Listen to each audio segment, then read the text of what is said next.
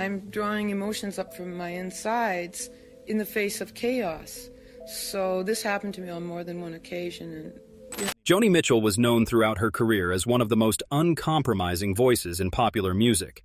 The Canadian songwriter, famous for songs like Both Sides Now and Big Yellow Taxi, never held back when it came to expressing her opinions about fellow musicians.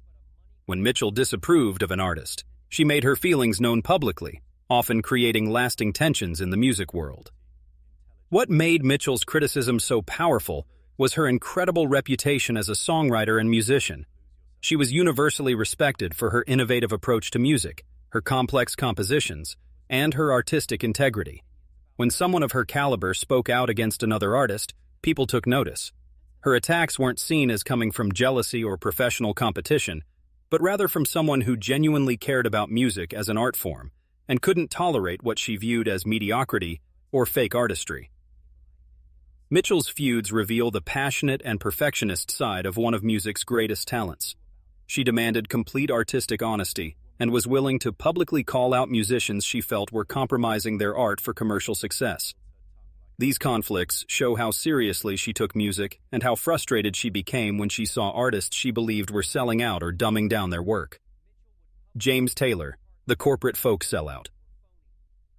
One of Mitchell's most painful feuds was with James Taylor, particularly because both artists came from the same folk music scene but chose very different paths. Mitchell reportedly despised how Taylor transformed from what she saw as a promising songwriter into someone creating what she called corporate folk music for suburban housewives. The conflict centered on Mitchell's belief that Taylor had taken the raw emotion and political edge out of folk music, replacing it with a smooth, polished approach that was designed for radio play rather than artistic expression.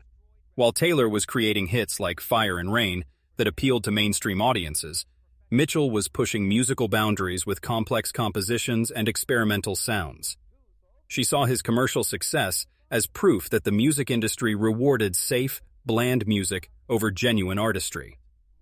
The personal aspect made this rivalry particularly bitter. Both musicians were part of the same California music scene and had mutual friends, but Mitchell allegedly found Taylor's personality as uninteresting as his music. She felt he was playing it safe, both musically and personally, never taking risks or standing up for important causes. Industry insiders claimed that Mitchell would visibly react negatively when Taylor's name came up in conversations. Mitchell reportedly worried that Taylor's massive commercial success was teaching young songwriters to aim for the middle ground instead of pushing themselves creatively.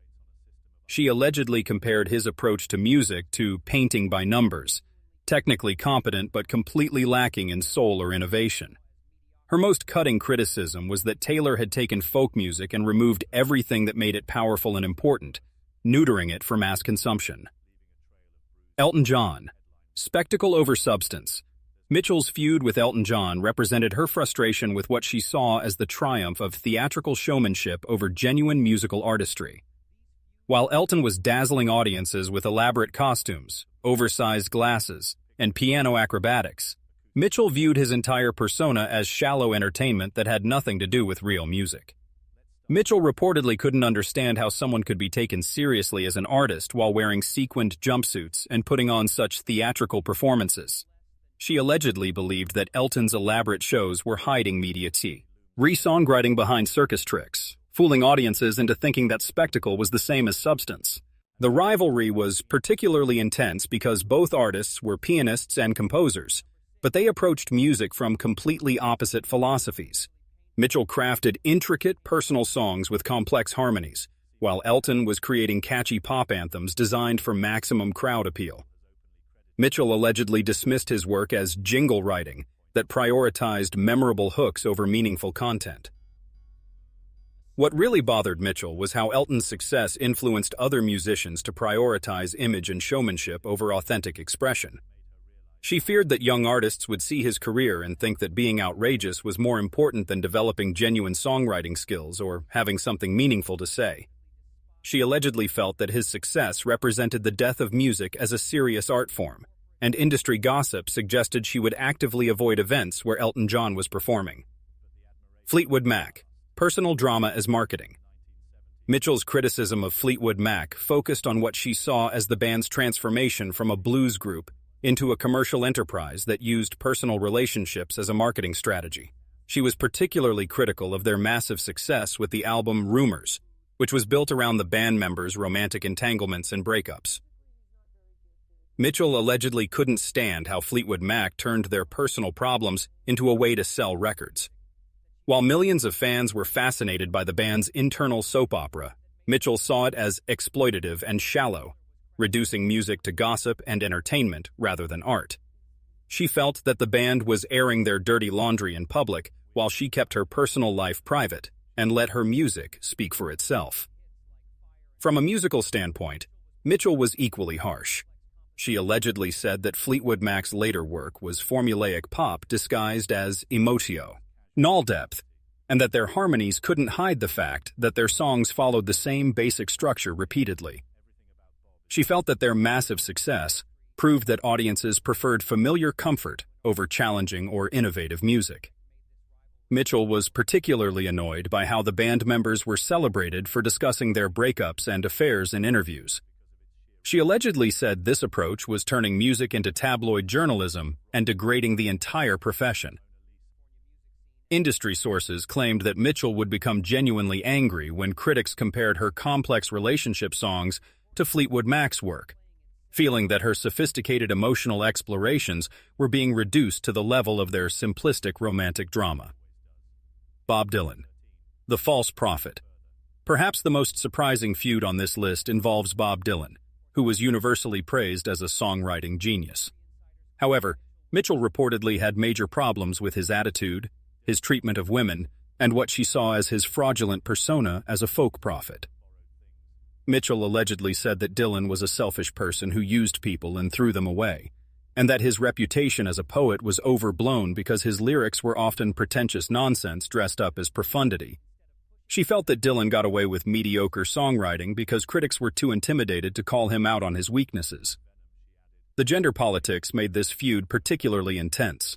Mitchell reportedly resented how Dylan was automatically given more respect and credibility despite what she felt were her superior musical abilities and more sophisticated compositions.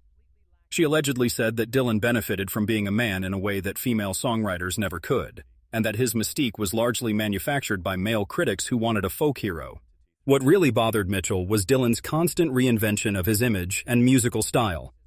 While she viewed artistic evolution as natural growth, she allegedly saw Dylan's changes as calculated moves to stay relevant and maintain his celebrity status. She felt that Dylan cared more about his legend than his actual music. Mitchell's most devastating criticism was that Dylan had turned folk music into an ego trip and that his influence had encouraged a generation of male songwriters to prioritize being mysterious and important-sounding over actually having something meaningful to communicate. She reportedly felt that his legacy was ultimately harmful to music as an honest form of expression. Carole King. Safe conventional success. The rivalry between Mitchell and Carole King was particularly bitter because both women were trying to establish themselves as serious singer-songwriters in a male-dominated industry. Mitchell reportedly resented how King achieved success by writing safe, conventional songs, while more adventurous artists like herself struggled for recognition. Mitchell allegedly couldn't stand how King's album, Tapestry, was celebrated as groundbreaking when she felt it was just professional songwriting with a personal touch rather than genuine artistic innovation. While King was praised for her emotional honesty, Mitchell reportedly saw her work as therapy session pop music that appealed to people who wanted to feel deep without actually being challenged. The technical aspects bothered Mitchell even more. While Mitchell was experimenting with alternate guitar tunings, complex harmonies, and unconventional song structures, King was sticking to traditional pop formulas that Mitchell felt were creatively limiting. She allegedly said that King's success proved that audiences preferred familiar patterns over true musical exploration. What made this feud personal was how both women were constantly compared by critics and fans. Mitchell reportedly felt that King's more accessible approach was making her own sophisticated work seem difficult or pretentious by comparison. She allegedly resented being seen as the challenging alternative to King's relatable songwriting. Industry insiders claimed that Mitchell would get particularly frustrated when King received awards or recognition that Mitchell felt should have gone to more innovative artists. She reportedly said that King's career represented the path of least resistance, and that her success discouraged other women from taking real creative risks in their music. Neil Young. The ultimate betrayal. The most shocking feud of all was between Mitchell and Neil Young. This conflict was surprising because both were Canadian folk legends who should have been natural allies. Instead, Mitchell reportedly saw Young as a pretentious fake who built his career on manufactured authenticity and borrowed credibility from the folk movement. Mitchell allegedly couldn't stand Young's tortured artist persona, claiming it was a calculated image designed to make him seem more serious and important than he actually was. While Young was praised for his raw, emotional performances, Mitchell reportedly saw them as amateur dramatics from someone who couldn't actually sing or play well enough to be compelling without the theatrics. The musical criticism was absolutely brutal. Mitchell allegedly said that Young's guitar playing was sloppy and that his voice was an acquired taste that nobody should bother acquiring.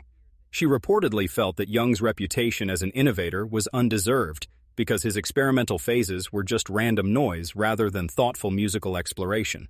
What really infuriated Mitchell was how Young was consistently given more critical respect and cultural importance, despite what she saw as inferior songwriting and musical abilities. She allegedly felt that Young's success was based on his image as a rebellious outsider rather than any actual artistic merit, and that critics were afraid to criticize him because of his reputation. The gender dynamics made this feud even more personal.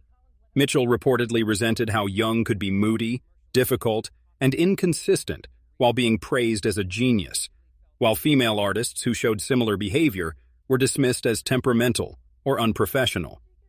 She allegedly said that Young represented everything wrong with how the music industry treated male versus female artists differently.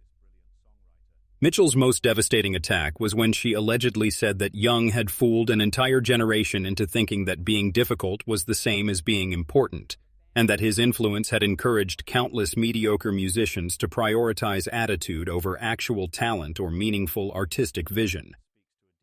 The broader pattern. Looking at all these feuds together, a clear pattern emerges in Mitchell's criticisms. She consistently attacked artists who she felt had compromised their artistic integrity for commercial success, who relied on image and theatrics rather than musical substance, or who she believed were given unfair advantages by the music industry and critics. Mitchell's feuds also reveal her frustration with gender inequality in the music business. She repeatedly pointed out how male artists were given more respect and credibility than female artists, even when she felt the women were more talented or innovative. Her criticisms of Dylan and Young particularly highlighted her belief that men could get away with behavior and musical choices that would be criticized if done by women. These conflicts show Mitchell as someone who cared deeply about music as an art form and was frustrated by what she saw as the industry's preference for safe, commercial music over genuine artistic innovation. While her criticisms could be harsh and personal, they came from someone who had earned the right to speak as an authority on musical excellence. Mitchell's willingness to speak out against popular and successful artists, even when it created enemies and controversy, demonstrates her commitment to artistic integrity above all else. Whether or not one agrees with all her assessments, her feuds reveal an uncompromising artist who refused to stay silent when she saw what she believed was the degradation of music as an art form,